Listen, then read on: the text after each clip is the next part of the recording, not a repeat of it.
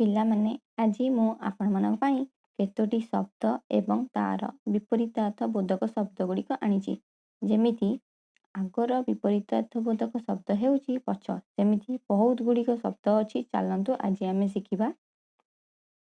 ଅରଣି, ଋଣୀ, ଅକଣ୍ଟକ, କଣ୍ଟକ, ଅକପଟ, କପଟ, ଅକର୍ମ, କର୍ମ, ଅକାତର, କାତର, ଅକ୍ଳାନ୍ତ, କ୍ଳାନ୍ତ, ଅଗ, ମୂଳ, ଅଗ୍ର, ପଶ୍ଚାତ୍ କିମ୍ବା ମୂଳ, ଅଚିନ୍ତନୀୟ, ଚିନ୍ତନୀୟ, ଅଣୁ, ବୃହତ୍, ଅତ୍ୟାହାରୀ, ଅଳ୍ପାହାରୀ, ଅତ୍ୟୁଚ୍ଚ, ଅନୁଚ୍ଚ, ଅଧ, ଊର୍ଦ୍ଧ୍ୱ, ଅଧମ, ଉତ୍ତମ, ଅଧର୍ମଣ, ଉତ୍ତମଣ, ଅପରାଜିତ, ପରାଜିତ, ଅପରାଧୀ, ନିରପରାଧ, ଅପାୟ, ଉପାୟ, ଅପେକ୍ଷା, ଉପେକ୍ଷା, ଅପ୍ରତୁଳ, ପ୍ରତୁଳ, ଅବସନ୍ନ, ପ୍ରସନ୍ନ, ଅବାଧ, ବାଧ, ଅବିଚାର, ବିଚାର, ଅବିରୋଧୀ, ବିରୋଧୀ, ଅଭାଗା, ଭାଗ୍ୟବାନ, ଅଭିଜ୍ଞ, ଅନଭିଜ୍ଞ, ଅଭ୍ୟସ୍ତ, ଅନଭ୍ୟସ୍ତ, ଅମଙ୍ଗଳ, ମଙ୍ଗଳ, ଅମର୍ତ୍ୟ, ମର୍ତ୍ୟ, ଅମନୋଯୋଗୀ, ମନୋଯୋଗୀ,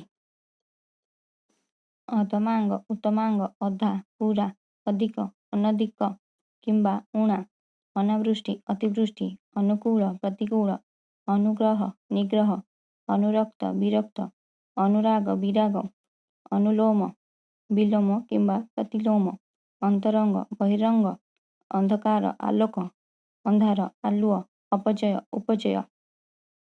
ଆଜିର ଏ ଭିଡ଼ିଓଟି ଆପଣମାନଙ୍କୁ କେମିତି ଲାଗିଲା ମୋତେ କମେଣ୍ଟ କରିକି ଜଣାଇବେ। ମୁଁ ଆଗାମୀ ଭିଡ଼ିଓରେ ଆଉ ନୂଆ ବିପରୀତାର୍ଥ ବୋଧକ ଶବ୍ଦ ଗୁଡ଼ିକ ଆଣିବି। ରହୁଛି, ଧନ୍ୟବାଦ।